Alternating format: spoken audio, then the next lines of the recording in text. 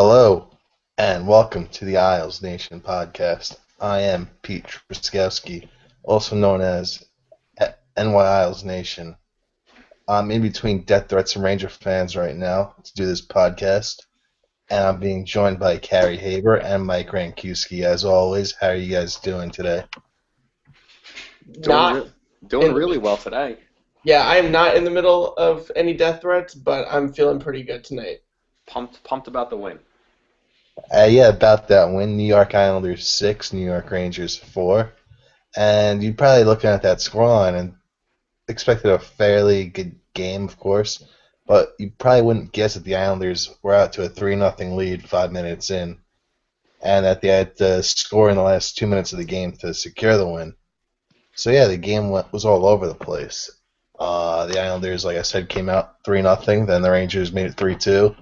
The Islanders got one back, and then the Rangers made it 4-3 before the end of the first. And it held that way until midway through the third, where the Rangers tied it on the power play from Derek Brassard. And then in the third period, late, the Islanders were the beneficiaries of an icing by the Rangers. And Jack Capuano put out the fourth line, which, of course, everyone in our group flipped out about, called Cappy clueless. And then Casey Cizikas wins a face-off back to Cal Clutterbuck, who goes high blocker. And that's all she wrote, game blouses. So the Islanders added an empty netter, and they came out on top 6-4. Of course, anytime your goalie gives up 4 goals, it's not a good thing. So we'll definitely touch on Jaro Halak and his play today. But other than that, what are your overall thoughts on the game today? Mike, we'll start with you. Well, I mean, it's overall you're looking at a 6-1 road trip, so 12 out of 14 possible points, and I think really cementing themselves in a playoff spot. Obviously, the seeding will yet to be determined, but overall, you have to really like what they did tonight. It wasn't the prettiest at times. Obviously, Halak leaves a lot of questions. He seems to have one of these kind of stinkers every 10 games or so, which is a little bit concerning. But the offense, the forwards look good. They got a lot of obviously contributions from the defense. Boychuk had 2 goals. Letty he didn't get credit for the goal, but on the power play he had the primary assist over from an opposed deflection. So overall, I mean, how can you be upset about it? They came off a long road trip, on the West Coast, Western Canada, going up to Winnipeg. They got 12 out of 14 points. The top line, with especially Tavares, looked really good tonight. They looked dangerous. Shane Prince, who I admittedly crapped all over on Monday without seeing him play, has seemed to fit in pretty well so far. I don't know what to make of him just yet, but so far he looks to be a positive contributor. Maybe a little bit of a faster, maybe a little more better offensively Andy Hilbert. And I mean that, and I don't mean that as a negative. I actually mean that in somewhat of a positive, where maybe he could be on that bottom 6 role. You can depend on him. So to not do anything really dumb out there. Power Play gets a goal tonight. It stinks they blew a 3-0 lead, as Pete said, and a 4-2 lead, obviously. But at the end of the day, they got a win in regulation. Cal Clutterbuck, not only did he put the game winner in, but he, with a clean hit, knocked out Dylan McIlrath. And you don't like to sound more, morbid about it, but that was a big part of the game as well. Even if McIlrath doesn't do anything positive, he's still a 6th defenseman for the Rangers, coming off playing their 3rd game in 4 nights. So the fact that you were able to knock him down to 5 was a good thing. So overall, I thought a lot of good from tonight. Overall, if you look at the record on the road trip, 6-1, definitely great. I mean, we'll get into some of the concerns about the play over as a whole, but I mean, I don't know how you can't be excited right now. You have 79 points, 3 away from the Rangers for second, 3 games in hand. You play them one more time. You got Pittsburgh coming up on Tuesday. It's the fun part of the season. All those years we're looking at draft picks, and we got to lose to get a better pick, or should we win? All this other stuff. Got a big win. Excited. Wish the goaltending was a little bit better. Wish we wouldn't have to sweat out a 3-0 lead from after 5 minutes. But you get 2 points on the road against a division team. It's a good night.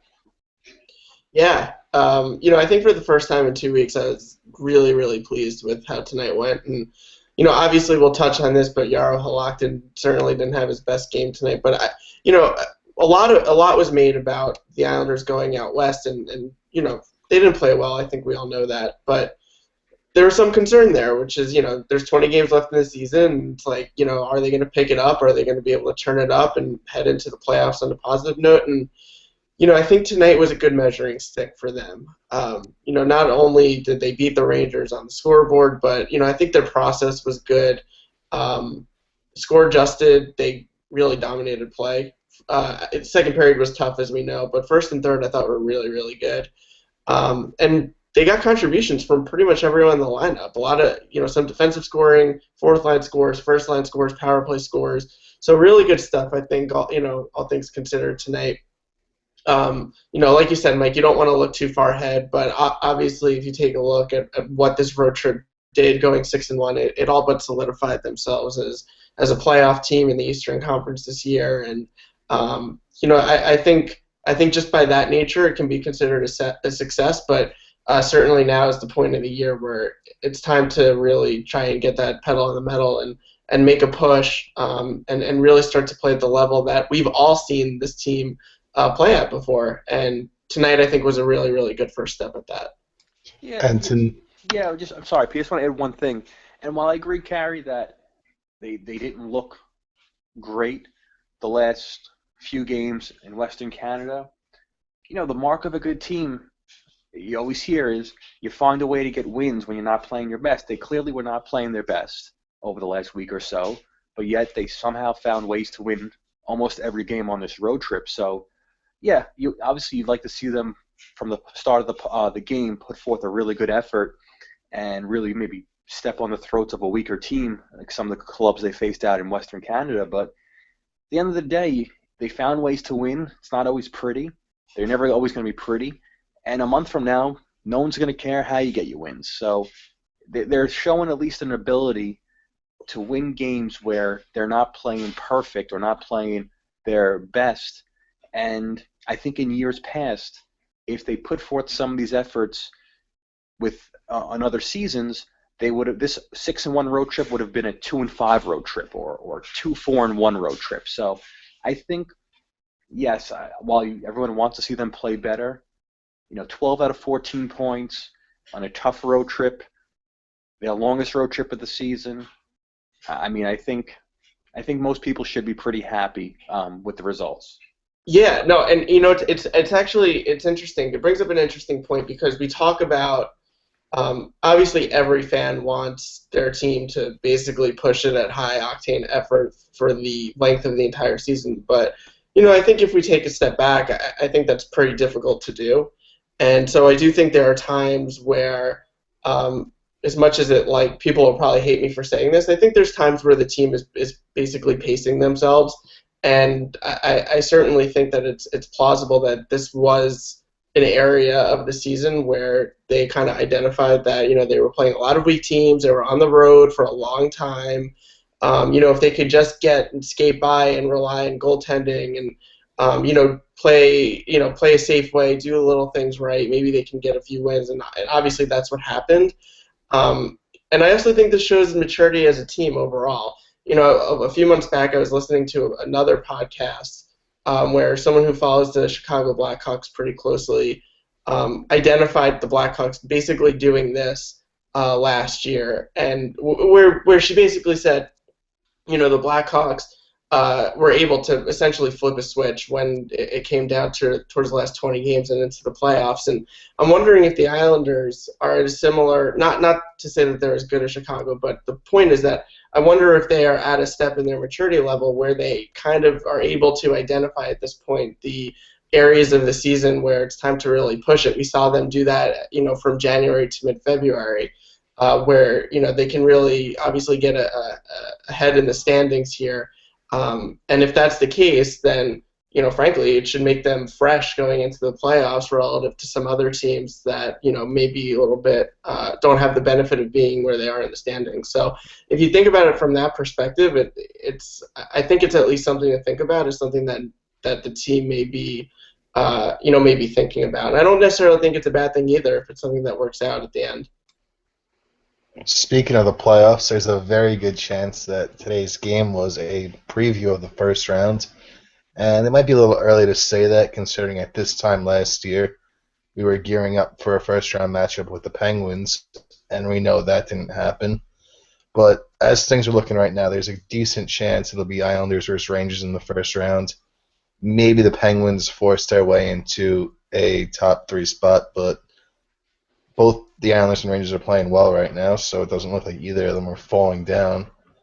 So yeah, I mean, if you look at the numbers, Yaroslav Halak versus Henrik Lundqvist, 8-0 all time, under a 1.0 goals against average, a 970 save percentage.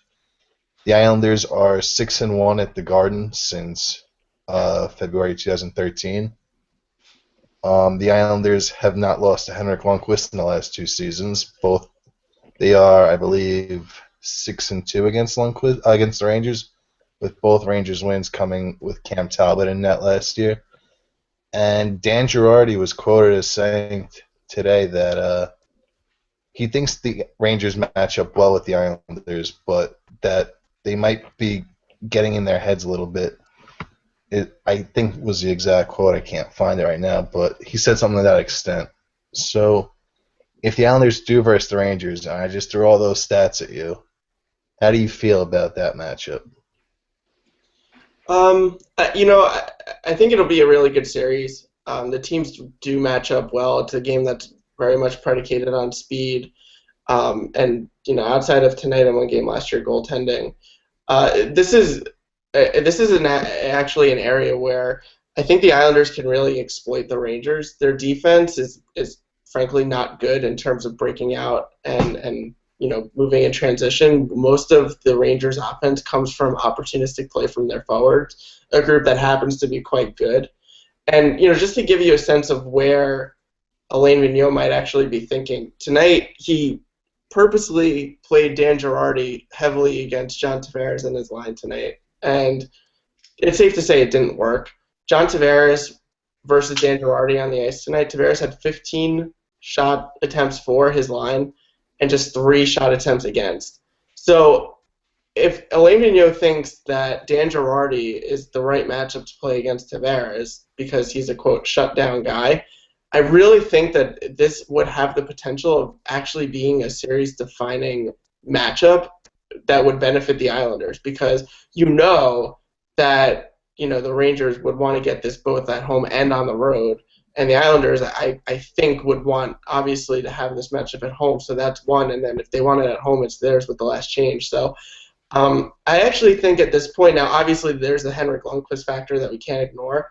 But, if that's the, strategy that they want to play, in my opinion, I think that's something that can really, take the Islanders and propel them and get them a series victory. This is not the same Rangers team that was there from 2011 to 2015. Everything points to them being not as good of a team this year.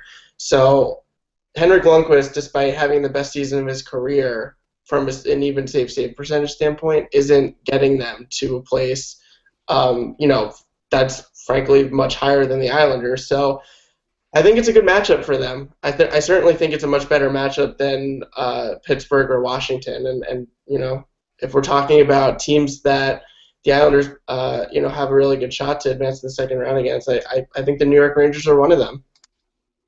Yeah, you know what, I think, as Carey mentioned, the fact they have Henrik Lundqvist is always the great equalizer, no matter, even if the rosters were completely one-sided in the Islanders' favor. The fact you have a guy like Lundqvist in net, you never know. He obviously has the ability to carry a team. He's done it for a lot of his career. He's carried mediocre rosters to success in the playoffs and beyond.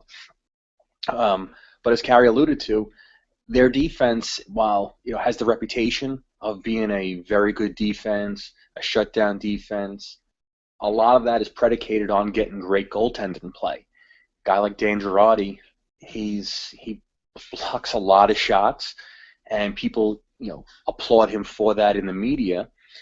But let's be honest, we saw it with Andrew McDonald, when you're blocking a lot of shots, that just means the other team has the puck a hell of a lot more than you do, and you're always in defending the puck. Yes, they were missing Mark Stoll tonight, and obviously they went down to 5D after McIlrath got left the game in the first period. but they're not. They don't. Other than Yandel and sometimes Dan Boyle. They don't have a lot of offense from the back end. Kevin Klein every now and then chips in. McDonough never really took that big step forward where people thought he would bring the offensive game. So, their defense, I think reputation-wise, people would pick their defense over ours.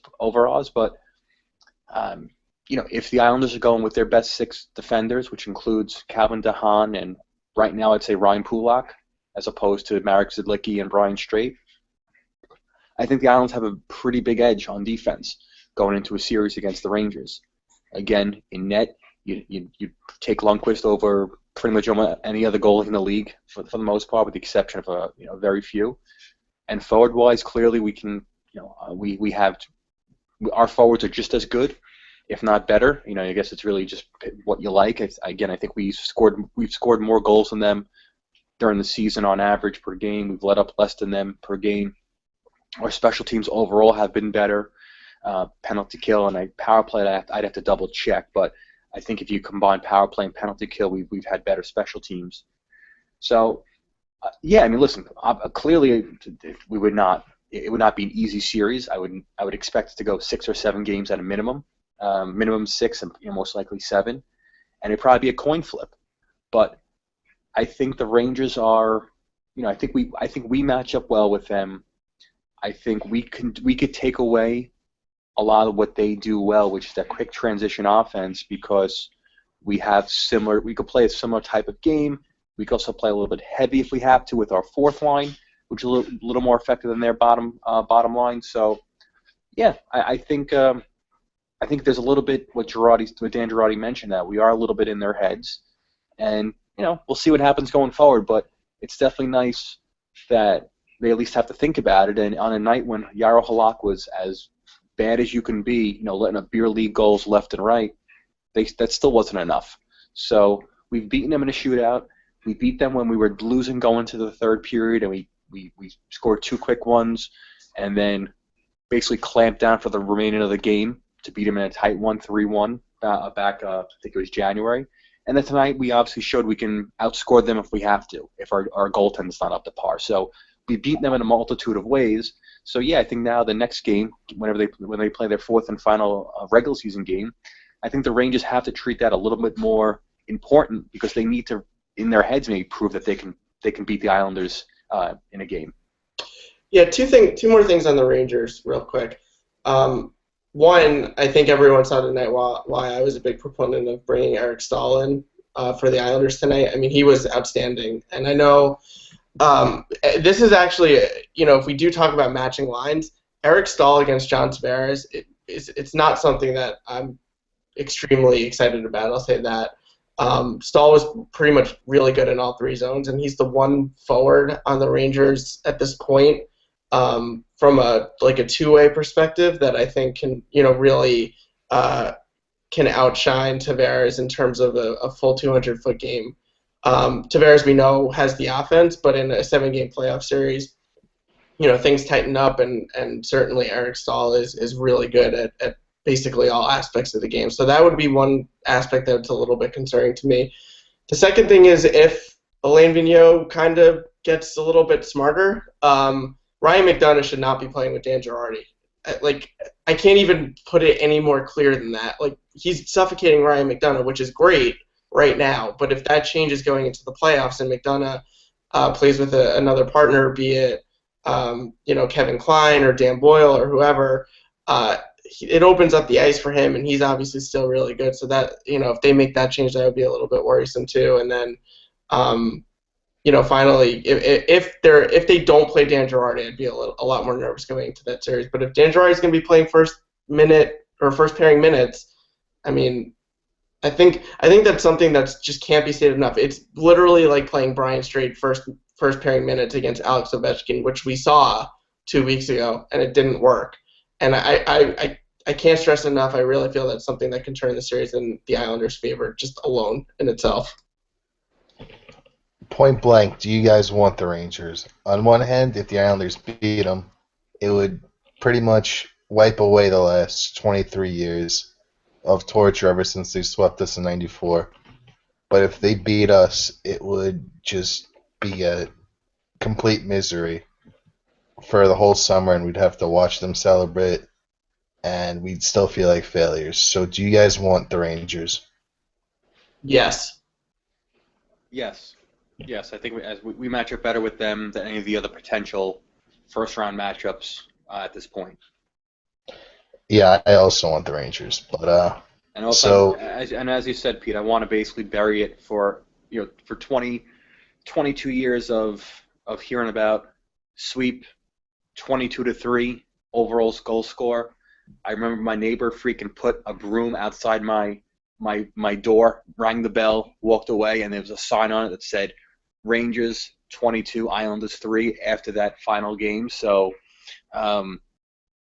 you don't have to, we don't have to get into the whole growing up as a Islander fan in a Ranger area type of discussion. But if the Islanders could beat them, it would, like I said, it would essentially shut up a lot of people who really enjoy rubbing it in for our lack of success.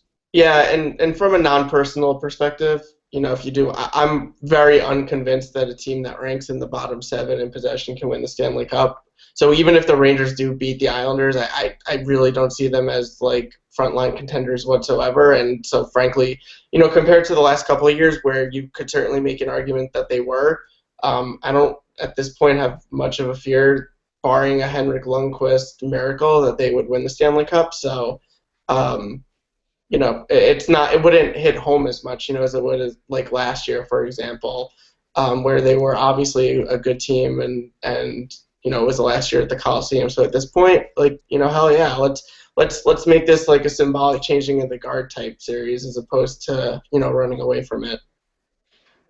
yeah, you brought up Henrik Lundqvist, and I want to shift gears to our goalie and the situation that presented itself today. That, as you guys know, I pointed out right from the second it was announced that it bothered me.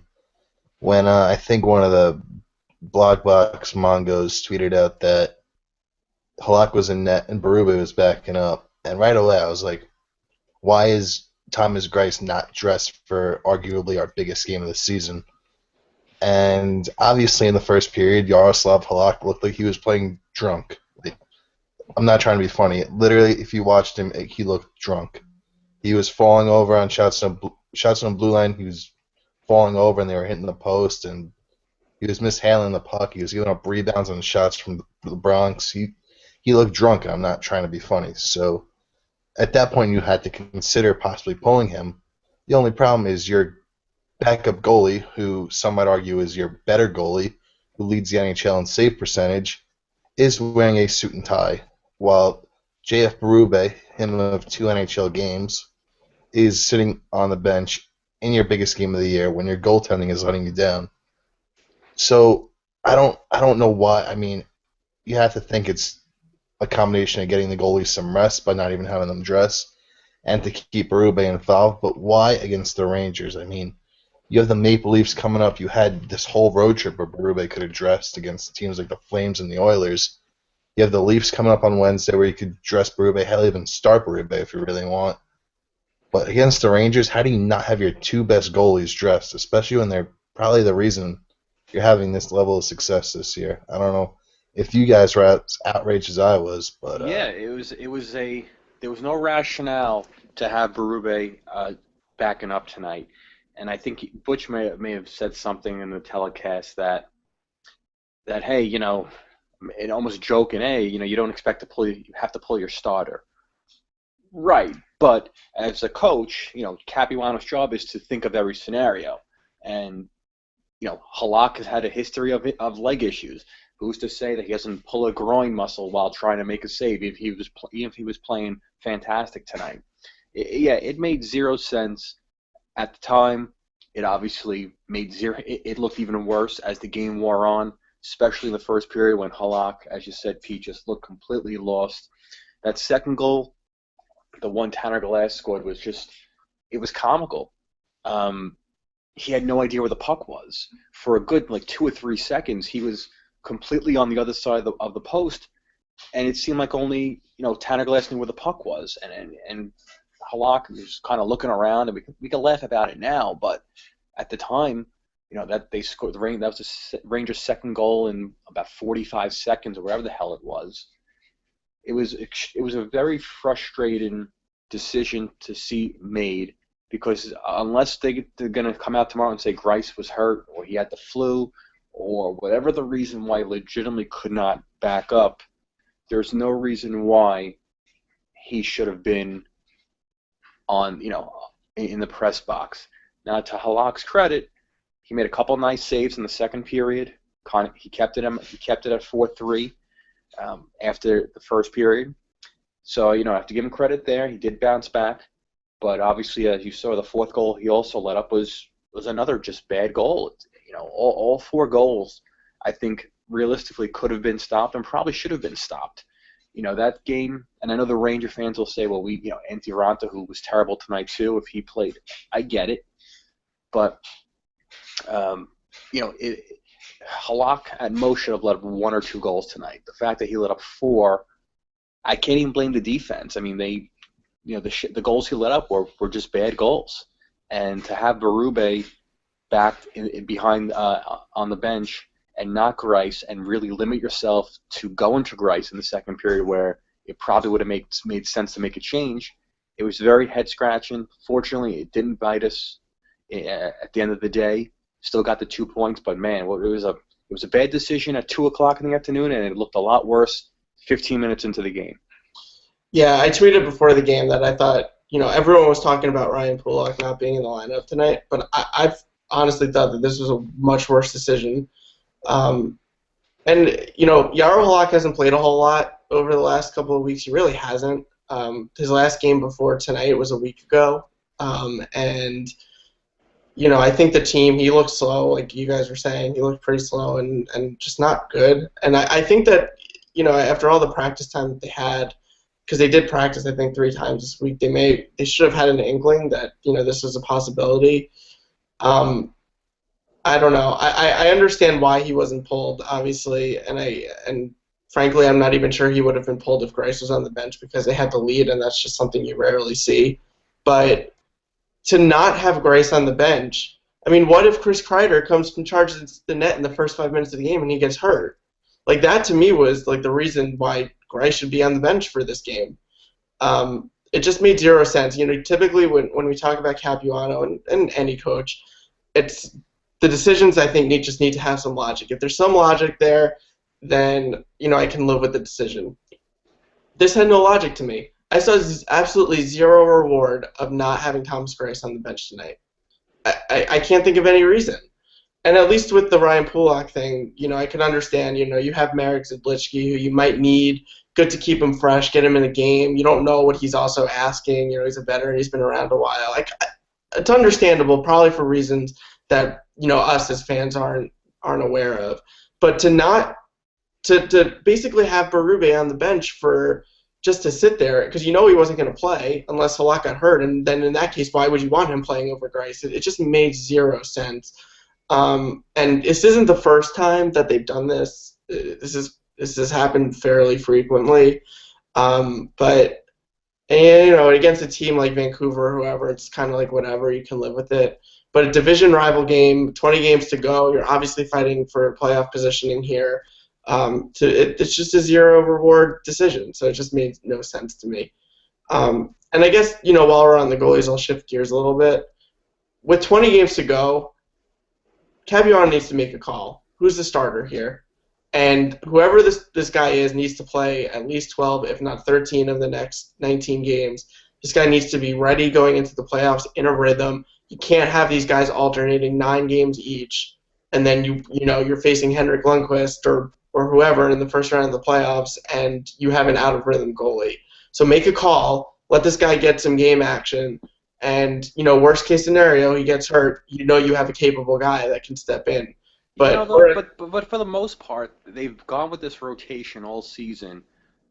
I don't have the exact numbers in front of me, but it's been close to a 50-50 split with Greiss and Halak. Greiss has probably even played maybe a couple, may play in 1 or 2 more. But again, I'd have to double check. Don't quote me on that. Yeah, Halak's played more. Yeah, has he? Okay. Mm-hmm. But they've gone all season with this rotation, And obviously, it hasn't affected Grice at all. He seems to, whether you play him consecutive games or you play him once in a 10-day period, he gives you a great performance or a very good performance every night. Clearly, his save percentage speaks for itself. His record speaks for itself. And Halak, I actually thought Halak was starting to he had a pretty good road trip, I thought. He obviously played well against the Devils, started off. I know he had a little bit of a hiccup in Edmonton, but I thought he was starting to find his game a little bit. And I don't know. It was a weird game tonight.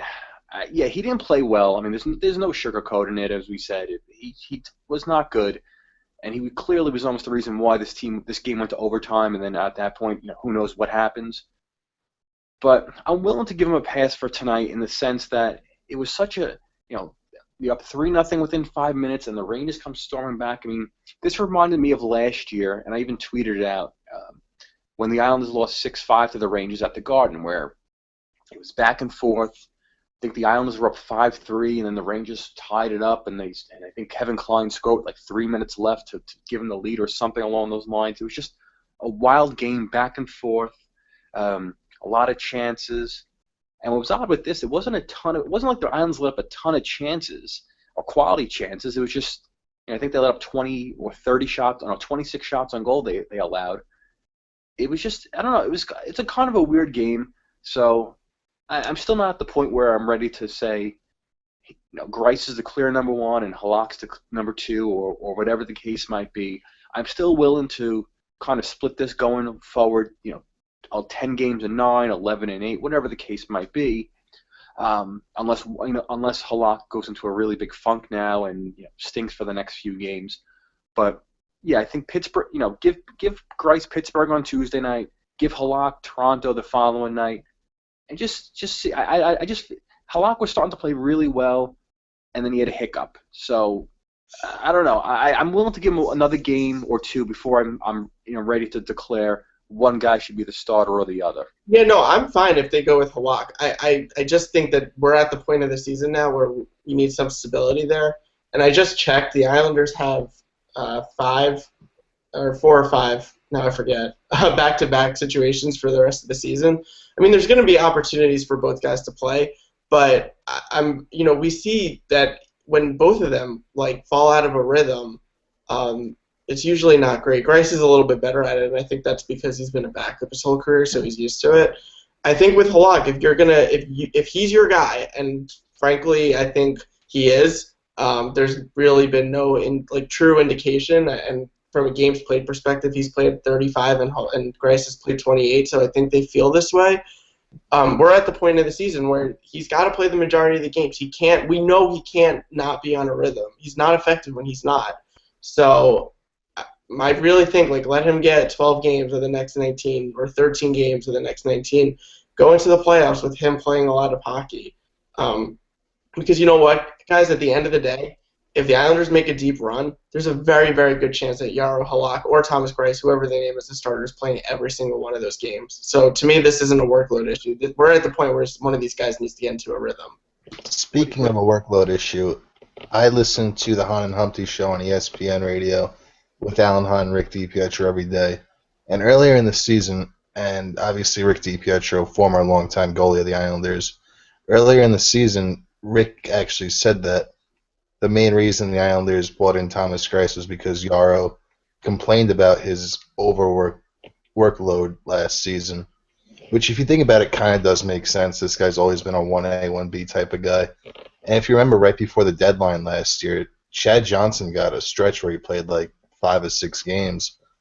So you had to think Yaro might have said something there to slow down or whatever it was. But, I mean, it might not even be that the Islanders are picking Grice over Halak. It might just be that Halak made his intentions known to the team that he doesn't think he could be a 60-game goalie this season, and that Grice might have to play more because, I mean, I don't think Rick would make that up. Rick's obviously been good friends with Garth Snow. They roomed together when they were on the team. So I have a feeling Rick didn't pull this out of his you-know-what. So, I mean, it might not be Capuano here just trying to split the games. It might be a request to Halak himself. No, totally. And you know what? If you take a look at it, Halak's at 35 games now. If he plays 12 games of the next 19, he'll be at 47.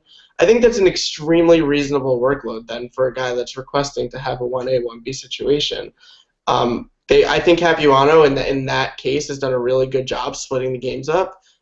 But at this point, like, I just don't want to risk going into the playoffs with a goaltender who isn't in any sort of rhythm. Like, I really don't think that alternating basically on a game-to-game basis, or what I think has been somewhat of a recent trend, basically not changing goalies if they win the last game. Like, I don't think this is anything that makes sense long-term. I understand doing it through the first 60, 65 games to keep both guys fresh. I get it. But all I'm saying is, this point in the season, we're very close to the end. We have a month left in the regular season, basically.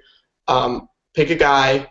I'm assuming that's going to be Yaro Halak, and let him get into a rhythm because you're going to need him against the Rangers.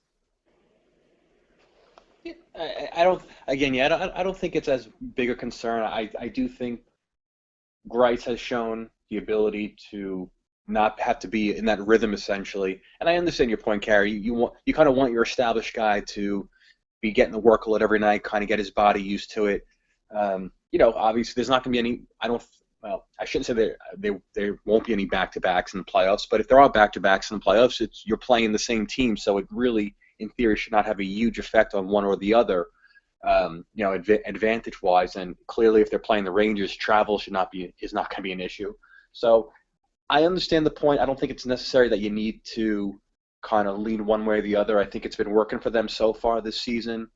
I think the fact that, maybe Halak historically has not been kind of the 60-plus goaltender, 60-plus game goaltender is a factor here. That's why obviously Grice has gotten plenty of time in addition to his stellar play. So I'm comfortable with them continuing on the same path. I'm not as concerned as you about getting one guy in a rhythm over the other because I think both guys will, I don't think it'll take much for either guy to get into rhythm. And again, I clearly, if for some reason they chose Grice as the number one, I think he's proven that he doesn't need to be in, consistently playing. And even Halak for that matter, he's, there's been stretches where he hasn't played in, a week or a week plus, and he comes back and he's, again, for the most part, he's giving you what he's given you his entire career. You know what you're going to get from him overall at the end of the season. So I don't think it's as big a concern.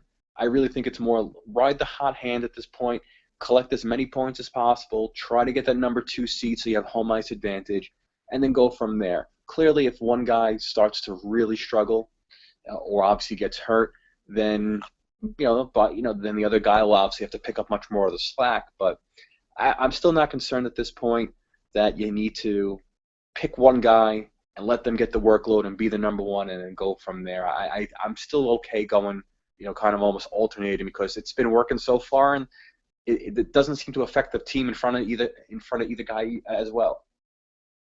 To be completely honest, I am shocked that there isn't more talk about the Islanders' goalie situation here, and there aren't more cries to make Thomas Greiss the number one goalie and the starter in the playoffs. I mean, I'm impressed by this fan base because they've kept an even keel here with Halak, but I mean, if an outsider looked at this picture, there is an argument to be made that Thomas Greiss should start Game 1 of the playoffs. And if you look at their recent performances, even this past road trip, Greiss was spectacular in Vancouver and stole a game that the Islanders did not show up for. And then he played well against the Jets, even though he gave up 3 in that one.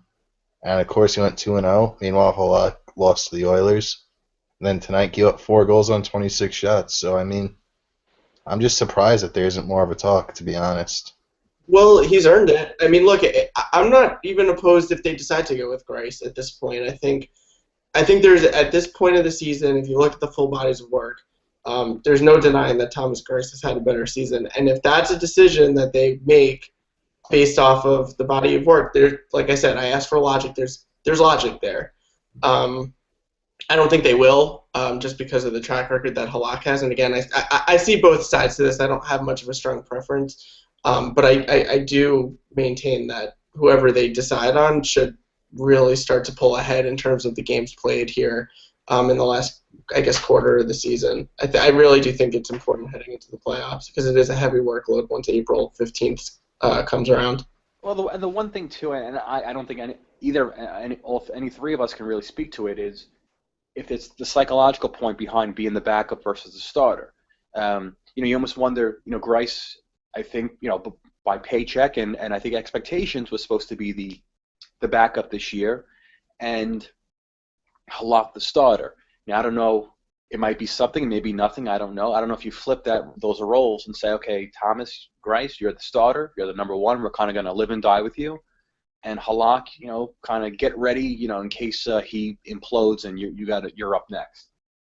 I don't know and again, it's just a thought. I have no idea if it has any merit or not. But I wonder if you actually talk to goaltenders who have been in those positions, is there some type of mental effect being named one versus the other, or is it just is it nothing? Where hey, when your number's called, you go out there, you stop the puck, and you hope to win. But I wonder if Grice gets named quote unquote the starter, the number one, because expectations at that point change. Does his play get affected at all? Does the team in front of him play different? Do the opposing team look at him different? And I don't know. I mean, that's something I'm sure you'd have to ask somebody in that position who's done it. But I wonder if there's a little bit of that as well, a little bit of mental side of it. You don't want to name one guy the starter over the other because you don't want them to lose their edge. It could just be them to try to keep both guys kind of mentally sharp as well. Yeah, it could be, and I think that's something that has quite a bit of validity to it. I think it varies by goaltender, varies by team. But what I do think is that I think it's more dangerous to, from a confidence perspective, to remove a starter from the starter's role. Obviously, I mean, I think that's kind of common sense, right? But yeah, I mean, for that reason alone, obviously, also you have to take into account the contract. Jaro Halak has 2 more years after this one on the books, and Thomas Grice has 1. So certainly possible that is subconsciously being taken or consciously being taken into consideration as well. You obviously don't want to lose the player because in terms of how they feel about the team because they need him. And Tom, this is a career year for Grice, and there's no indication that he can do this again next year. As much as we all want him to, I wouldn't rule it out. But again, when you do take that kind of stuff into account, the safer play is to go with Halak. It's certainly from a track record perspective, from a contract perspective, and basically from an entire body of work perspective. So yeah, I mean, I can see it. I think it makes more sense, if they do want to be a little bit more conservative, go with Halak here. But hey, if they decide to go with Grice, can't say they didn't earn it. Oh no, absolutely. I wouldn't. At this point, if the playoffs started tomorrow, I'd feel confident if Grice was the number one. I still think, just my wild guess, that if they had to name a starter tomorrow, it would still, for the playoffs, it would still be Halak based on his track record in the playoffs. This is the same coaching staff that has, and this is going to transition to my next point.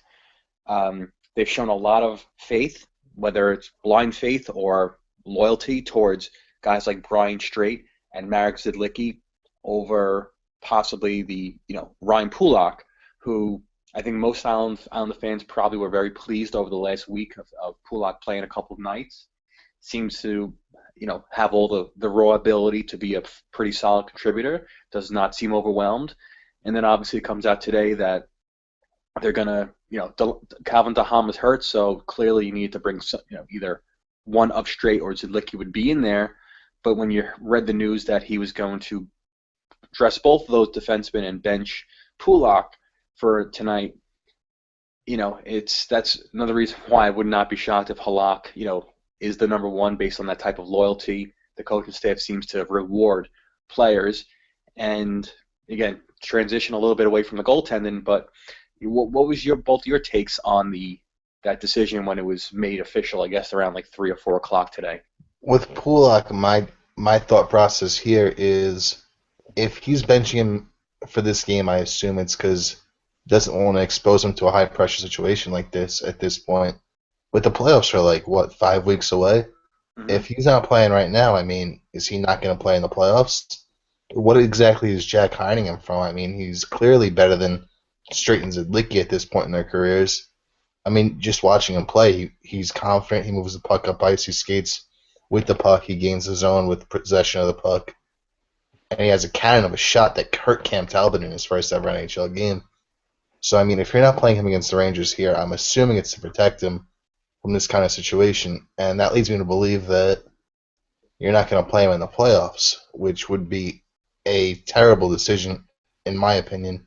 But I'm also worried about Calvin DeHaan. I mean, he missed 2.5 weeks with the injury, came back, played 2 games, scored a goal, and now he's injured again. I mean, this guy's always had durability issues, and I'm wondering what's up with him because I know Boychuk, Letty, and Hamnick get all the attention, but this season, arguably, Calvin DeHaan's been right up there and probably been better than Johnny Boychuk, to be honest.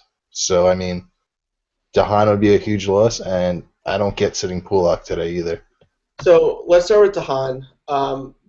We all screamed about depth left defenseman at the trade deadline, and this is why.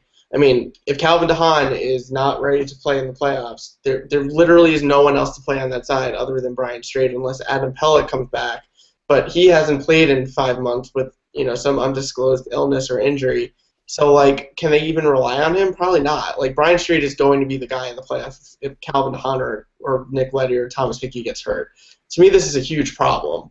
So that's one, actually. Let's go to Pulock. I actually have much less of a problem with this than the majority of people do, just because it's an 82-game season. I think if you look at lineups in a one-game bubble, you'll drive yourself nuts. If this becomes a trend and Pulock isn't playing throughout the rest of the week, I think it's something that we may, want to sound the alarms on a little bit. But I understand not wanting to play him in this situation. I think there's a couple of reasons. One, Marek Zadlichky does need to be fresh. He can't sit out for like 2 months and then expect to come right into the playoffs if one of Johnny Boychuk or Travis Hamonic, 2 fairly injury-prone players, gets hurt. So I think I'm okay with that. There's obviously a limited amount of defensive spots. So that's one. Two, I do understand not wanting to expose him against a team like the Rangers that's very opportunistic in transition with their offense. And Ryan Pulock's been very good. I want to preface that right away. But in each of the 3 games, he's made a bad pinch that's led to an odd man rush against. So I understand that, hey, look, this is a learning process for him. It would be for any rookie, especially one who's 21 years old. If you don't want to play him on one game on the road against a playoff team, that's understandable. What I do think we should be looking out for is home games, because at home, Capuano can control the matchups. So Ryan Pulock at home might be a more favorable way to get him acclimated to these sorts of games than on the road where he's facing top-line players. So I understand that. The Rangers are, obviously have a more high-powered offense than teams like Vancouver and Winnipeg and even Edmonton do. So I get it. Going forward, this is my issue too. Like the way that what Capuano does when both of these guys are out, he messes up 2 pairings instead of 1. Brian Straight and Travis Hamonic are terrible together, but in my opinion, it makes sense to keep them together because Thomas Hickey and Travis Hamonic are terrible together. Brian Straight and Marek Zadlichky together are worse, and Thomas Hickey and Marek Zadlichky are okay. So why break up, or basically why ruin 2 pairings as opposed to just ruining 1? To me, this makes no sense either. If you are going to play guys like Zadlichky and Straight due to injury or whatnot, don't screw up the entire roster in terms of pairings. If you're going to do it, sacrifice 1 and try to maximize the other 2. I think, frankly, I had more of an issue with that than I did with just sitting Ryan Pulock tonight. See, and I definitely fell more on Pete's side where, yeah, if you're not playing him a game like tonight, which possible playoff preview now or in the first round or else or beyond that, then when are you going to who are you going to trust him to play against? Are you going to trust him Tuesday night against Pittsburgh? Are you going to I don't know. Are you going to trust him Wednesday against Toronto? That seems to be a game you would think he would get in if the coaching staff's mentality is we want to kind of ease him in. But Pete's right, and at least I agree with Pete that you're 5+ weeks away, 6 weeks away from the playoffs beginning. If you're going to go with your 6th best defenseman, and let's assume everyone's healthy, which is a big if, as you mentioned, because of Calvin DeHaan's issue right now. But assuming everyone is healthy, Pulak I think should be in that top 6 on the third pair. I think tonight, if they were worried about a physical game, I don't think, it's funny. Tonight didn't really have that. It was a fun game in the sense that there was a lot of offense back and forth, but it didn't have that nasty chippiness in the game. At least I didn't think so. And I don't know if that was a product of the Islanders took such a big lead early, and then the Rangers had to claw back, and it was always one team. The Rangers were chasing the entire game, and maybe there was no time for those shenanigans, for lack of a better term. But I'm with Pete. I'm just a little concerned that if he's not playing tonight in a game where it was a vital game for playoff positioning, without a doubt, and against a potential first round opponent, and you didn't put him in, it's a little bit concerning. Because I don't know about Tuesday. I can see them going with the same lineup they did tonight for Tuesday, where they'll go with Zidlicki and Straight, and Pulak will be, have to wait till Wednesday on the second and the back-to-backs when they sit Zidlicki. So I'm just concerned with that, because I think Pulak, even though he's only been here for a handful of games, I think he's one of their 6 best defensemen right now. And even if he's a net neutral and gives you nothing positive, nothing negative, he still will be better than Straight, who's a net negative. And I think that's, in the playoffs, you want to minimize how much time, you want to minimize the times you'll be at a disadvantage with line matchups and defensive pairing matchups. And at least I think for the most part, Pulak will, he may not always contribute, especially at a young age, but I don't think he's an Achilles out there either. Whereas I think Straight, 2 of the 3 goals Straight and Zidlicki were on the ice for tonight. 2 of the 3 even strength goals, I should say. So I don't think that's coincidence that they were on the ice. They might have been fluky goals and bad goals to let up, but it was also it was because there was pressure that because the Islanders couldn't clear the puck, and Straight. Hate to pick on the guy, but Straight was at the forefront of not being able to clear the puck out. Right, but he's not being subbed in for Straight. See, that's the thing, because Straight is the left side and Pulak's on the right side, and there's no indication that Ryan Pulak can play left defense effectively, and same for Zidlicki. The problem is that they have no depth on the left side. Like, why you made a trade with Ottawa? Why not get Patrick Weirkoch along with Shane Prince? There's no option here. Brian Straight is the guy. Like, that is a Garth Snow problem right there. There's no depth, and even if Jack Capuano hated Brian Straight, his hands are pretty much tied. Because the Islanders are one of the few teams in the NHL that have balance on their defense, 4 left hand, 4 right hand, and I don't think they're going to break that balance because there's no indication that any of those 4 righties can actually play left defense effectively. So, I get what you're saying. I agree, but this is all about Calvin DeHaan getting healthy on the left side.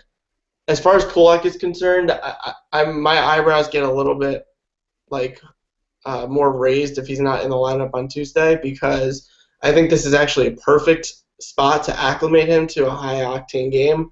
You're at home. You can control his minutes against a very, very, very highly talented Pittsburgh team, and you're coming off a big win, so the game, frankly, just isn't as important, so to speak. It's an important game, obviously, but relative after a win tonight, you've created some separation in the standings. I think if he's not playing Tuesday, little by little, I become more on your side where, okay, maybe he's not playing in the playoffs. But after one game, I'm not quite there. To me, the way that Capuano explained it was he's just trying to get everyone minutes. I get that. I really do. But obviously, as the season winds down, there's going to have to be some indication that Ryan Pulak is the 6th defenseman. And if you take a look at the last 5 games, he's played 3 and Zidlicki's played 2. So, I think it's too early to tell in terms of what Game 1 is going to look like. Speaking of players getting into the lineup, Mikhail Grabovski skated yesterday, and it looks like he might be on the return comeback trail.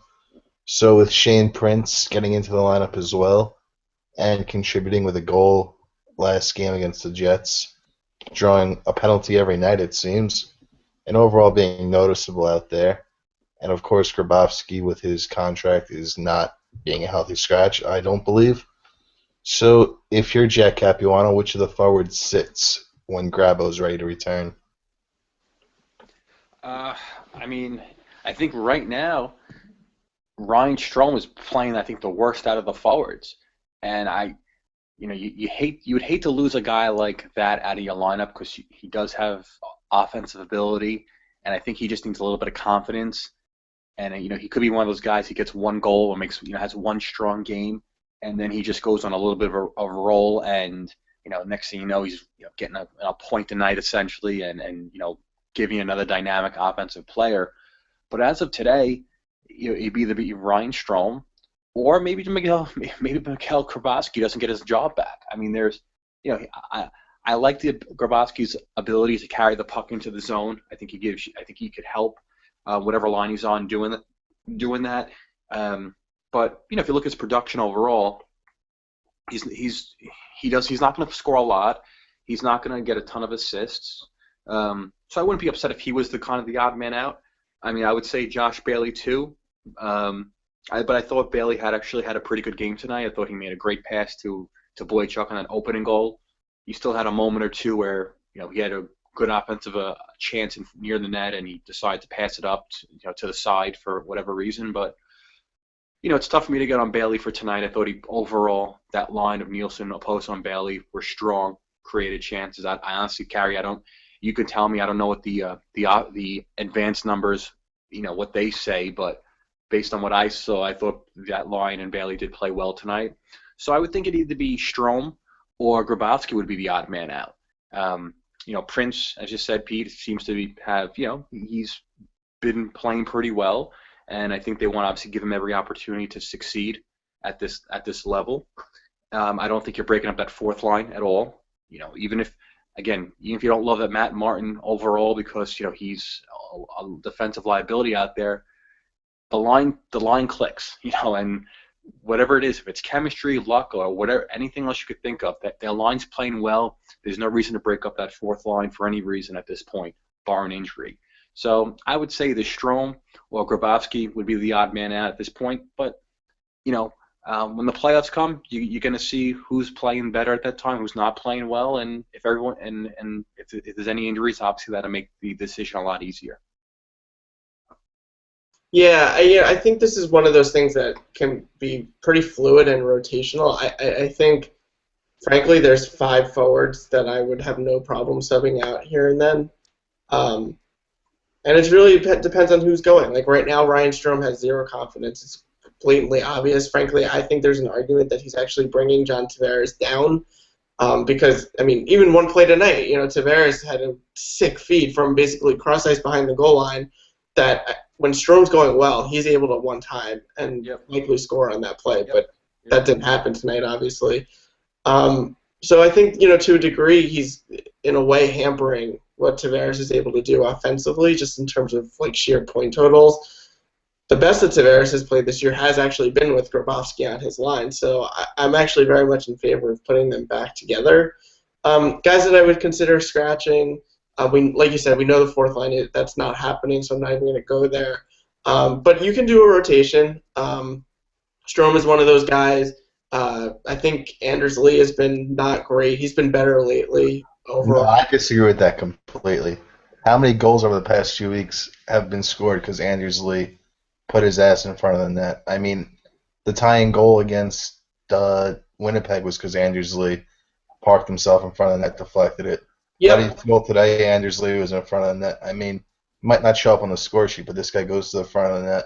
I agree. Anders Lee, frankly, is a really strong possession player. But again, we're talking about players that down the stretch faded last year. This isn't necessarily a punishment. This is a chance to get them some rest. So I think, in terms of Strome, yeah, you're talking more punishment. But in terms of a guy like Lee, I think it is more rest-based. You also don't know how a guy like Shane Prince is going to react playing, this type of grind. You could rest him for a game or two. Kuhlman hasn't been great. He's another candidate that I think, frankly, he's actually at the top of my list of players that should be rested because I don't think he's been very good.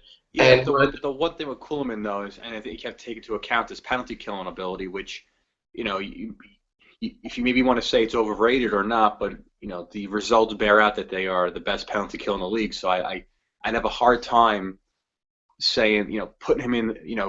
I'm not saying he should never sit or he's infallible. Clearly, he's not having a great season overall, but I think his penalty kill ability is valuable, and I would hate to lose that if there's other options who are better candidates to sit. Yeah, no, I think that's a valid point. The one thing I'll say about the Islanders' penalty kill is, as of late, I saw this tonight. They're actually 21st in the league, I think, since the new year in shot attempts against. So really, it's all goal. It's been all goaltending lately. That said, I agree with you that Kuhlman is pretty good on the penalty kill. He's a very strong defensive player, more than most players on the team. And this is getting a little bit off topic, but if you do let Matt Martin go, I think Kuhlman is actually a perfect fit to play on the fourth line. I think he replaces almost what Martin does entirely outside of the fighting. Yeah, but he makes $4 million a year. I understand that, but we're talking, stylistically here, and the, offense that he provides.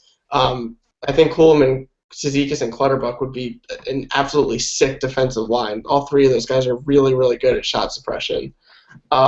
Anyway, that said, I getting back to the original question, when Grabowski comes back, I really think that you have the opportunity to mix and match depending on who's going, who should get a rest. You want to keep guys fresh for the playoffs. And there's really no one outside of Tavares, Oposo, and Nielsen that I'd be staunchly against scratching at this point, just on a game-to-game basis.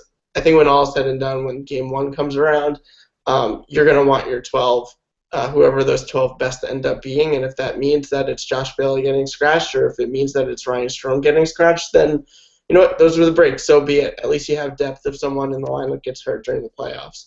What do you think, Pete? Who do you think should be the odd man out when Grabowski's back healthy? I mean, I want to say Josh Bailey, but when you look at Ryan Strome's play, I mean, this guy has been absolutely awful for the majority of the year, and I hope it's just a sophomore slump because I had huge expectations for Bailey this year and in his career as an Islander, but he's been brutal this year, to be completely honest. Yeah, he's out Josh Bailey this year. That's hard to do, but I think he's done it. I mean, they've put him everywhere. They put him at center. They put him on the wing. They've put him on the kid line. They've put him on a checking line. They've put him with JT. They've put him on the first power play. They've taken him off the power play. They've had him kill penalties. They've tried everything with this kid, and he still has his head up his ass. So yeah, I mean, but people are going. I've heard stuff about how he should be traded. People want to give up on him. That, we all agree that's ridiculous, right? Oh yeah, I agree completely. And Pete said he's been all over the lineup this year. The one thing, and this is just a pet peeve of mine that I have with the Islanders, and I guess I'll just get somewhat of a relevant point, is I hate that they try to shoehorn centers into wing as if it's interchangeable. And I understand this, there's nothing that can be done with the roster this year, essentially. It's what it is. You're going to go to war with this group. And there's a lot of natural centers in here, so you're trying to kind of find positions for them. But I think I think he's better at center. I don't think he's a scorer. I think he's more of a playmaker. And I think you're putting him in a position on a first line scoring position that he's not comfortable with. That's something he's probably done, for the majority of his playing career. And now you're saying, okay, you're with our number one center. We expect you to be a goal scorer. I think that's a little unfair in some respects, and I don't think that's maximizing his talents. I agree. There's really not much you could do this year about it. Anyway, this is kind of the roster what it is. But I'd like to see the Islanders going forward making more of a concerted effort. That if a player is a center in the minors and his whole career elsewhere, that they make every effort to make him a center up here, and not to say, well, you played center down below, and we just automatically think that you could play. That means you could play wing, because in theory, being a winger is less responsibilities than a center. I don't think it works like that. I think these guys have played a certain position their entire lives. They're used to that, and then to come up here and say, well, now we want you to play a completely different position, have a different mindset. I think that's a tough thing for some of these younger guys, especially, to kind of break out of. Yeah. That's only going to get worse though, because Kyle Oposo is likely gone, and it sounds like the Islanders are interested in re-signing Franz Nielsen, and 3 of their top 4 prospects are centers in Beauvillier, Hosang, and Barzal. So, I mean, it looks like it's only going to get worse. Well, the thing with Strome is, first of all, I'm pretty sure that Strome played on wing with Tavares during the playoffs last Oh, year. he did. He absolutely did. He had a couple of goals. Yeah, he did. But the other thing is, like, I'm looking at his career right now. He's only 44% on faceoffs, which is dreadful. And part of that, I think, is youth and like experience, and the fact that it just might not be a developed skill for him at this point. But at the same time, the Islanders obviously do have to look at the here and now. And so even if they see him as a center long term, and they still might, I don't know. I totally understand not playing him at center this year. What I don't understand and will never understand is why, for the last two games, they've decided that a centerless line of Anders Lee, Nick Kuhlman, and Shane Prince should be a thing. Like, both games that they've played they've basically been the team's worst line in terms of possession, and I don't think it takes a genius to realize why that is. It's because they don't have a center on the line, and the first line, which has three centers, like, I don't know. To me, this is a little bit like, let's just have a little bit of common sense, and if you want to take Strome off the first line, or if you want to take Nelson off the first line, have them center that line and maybe see if you can get some traction there. Instead of just I think they're holding that spot for Grabowski at this point, but it just seems silly to me. Like, why would you intentionally not have a center on what is kind of supposed to be a scoring line if Anders Lee's on it? I mean, they probably are waiting for Gravel to get back to put him with JT, I'd assume, which would then bump Brock Nelson to that center spot and reunite Grabowski with Strome and Tavares, which worked pretty well earlier in the year. But, I mean, it's the only thing I could think of. So, yeah, I mean, we got to wrap it up soon here. So, just looking forward to the Penguins game on Tuesday, I believe it is, on national TV. Look at us. We made it. But, yeah, I mean, who would you guys start in net? Do you guys see this as a big game? I mean, the Penguins are right behind us in the standings, and they are the fourth seed, which is a wild card spot. And, yeah, the Penguins have been playing well recently. Yeah, no, Yeah, this is definitely a Thomas Greiss game. He's I know I'm pretty sure he got lit up pretty good by Pittsburgh earlier in the season, but after obviously after Halak's performance tonight, I think it's smart to go to Greiss on Tuesday. Try to because I think it's a very important game because I think they're only 3 points behind us. I think we've played one less game, but or two less, or maybe two less. I don't have the numbers right in front of me, but they're right there, and we play them a couple times down the stretch. So you want to keep picking up points. You want to kind of keep the momentum going forward. It's your first game back after a 7-game road trip, so you want to put on a good performance for the home crowd.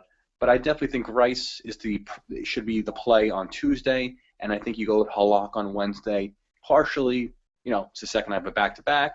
And also, if his confidence did wane a little bit after tonight's game, hopefully playing Toronto Wednesday kind of gets you back on the right track. I actually do it the reverse, and the reason is I think everyone, including Yarrow, knows that he didn't play well tonight, and I think we all agree that the team is likely to move forward with Halak as their number one goaltender, and just given that, I want to give him the opportunity to play another team that the Islanders may or may not have to play in the playoffs. Like you said, it's a pretty big game. Let him go in there and show that he's still the guy. Because frankly, at this point, we all agree Grice has had a much better season. But if Yarrow Halak is going to play himself out of the starter's job, he's going to actually have to play himself out of the starter's job. And to do that, it's not worth it to play him against Toronto. It's worth it to play him against teams like Pittsburgh and the Rangers and teams like that. So to me, Halak is the guy on Tuesday, Grice on Wednesday, and then I'll worry about Saturday after that. I mean, I don't see how that makes sense. If you're saying that Halak has to play himself out of the starting job, Why would you want him losing points that teams are competing against? No. I'm saying that if I'm at all considering that Thomas Grice is going to be the starter going forward, I need like substantial proof that Yaro Halak can't be the starter on this team, and for him to prove that, so to speak, he's going to have to put up like more and more stinkers. And I think because we all think that they believe in him as the number one guy, like you have to give him the opportunity to play against these good teams. You can't be scared of putting him in against Pittsburgh because he had a bad game at the Garden. Like I think if he's going to be the guy, he's got to be playing these top tier teams at this point. It might not even be a case of Yarrow losing the job as much as Grice capturing the job. I mean, both of you know that I think Islander fans overrate Yaroslav Halak. I think he's a slightly above average goalie, but the fact that the Islanders have had dreadful goaltending since pre-injury Rick DiPietro makes them think they have some God in net here. But I mean, Thomas Grice is a .930 save percentage this year, and to me it might be a case of Grice gives us a better chance to win, so play him against the better teams. And even if Yarrow plays well against the Maple Leafs, if Grice keeps shutting down teams like the Capitals and the Penguins, he might play himself into the starting job, and not so much Yarrow losing the starting job. Well, put it this way: the mentality that I'm taking towards this is whoever they expect to be the starting goalie in the playoffs should start on Tuesday. And I think we all assume that's Halak. That's why I'm saying Halak should start on Tuesday. I'm not so quick to think. I mean, I know that next year Grice likely won't repeat this type of season, and that this season's definitely an outlier, but, I mean, ride the wave at this point. Why not? If they think Grice is the starting goalie in the playoffs, then I agree with you guys. He should play on Tuesday. I'm just not under that assumption. That I guess is the difference. Any final thoughts, Mike? No, I mean, well, of course, you gave me a chance to talk. I'll talk. But listen, it was a great road trip, 6-1. I think we all agreed that they didn't play their best. But as I mentioned earlier on, and I just want to highlight, sometimes when the sign of a good team, I think, is you keep picking up wins when you don't play your best. You don't have your A game. So I think the fact that they got 12 out of 14 possible points on this trip, and to be honest, we're a 20-minute period away from sweeping the road trip. If Halak had a bad third against Edmonton, I'm happy right now. I know it's been a roller coaster week, to say the least. Starting with the trade deadline on Monday, and I was very hot and heated about the lack of action. And right now, Shane Prince has proved so far through the first 3 games that he's been pretty good, and he's hopefully be a key contributor going forward. So it's been a pretty wild week, hectic week. Happy that the road trip's over. Happy that they won obviously tonight against the Rangers, up 3-0 on them in the season series, and hopefully they can just keep it going. Don't take their foot off the pedal. Don't start patting themselves on the back because they won tonight. Pittsburgh is going to be a tough test. They got a big time offense. They're playing better hockey. They waxed New Jersey tonight 6-1 in New Jersey. So they're coming off. They're going to feel pretty good too coming into Tuesday. So just keep winning. Go have another solid week, and then you really just look forward to hopefully staying in that 2-3 matchup and hopefully get the 2 seed. Yeah, one final thing. I'm really hopeful that tonight was a good turning point for their play. We didn't touch on it too much tonight, but we all agree, despite the wins, they weren't at their best. But tonight, I really, really thought they played a great game, and if this is the beginning of them really turning it on down the stretch, I think we're in for a really, really fun 20 games. Hopefully. In case anyone forgot, final score: New York Islanders 6, New York Rangers 4. And we're happy here, and we're looking forward to the stretch run. We'll be back in a few days to cover you with some more scorching hot takes. But as of now, that'll do it for tonight. Thank you for listening. Make sure to subscribe and rate us on iTunes. And let's go Islanders.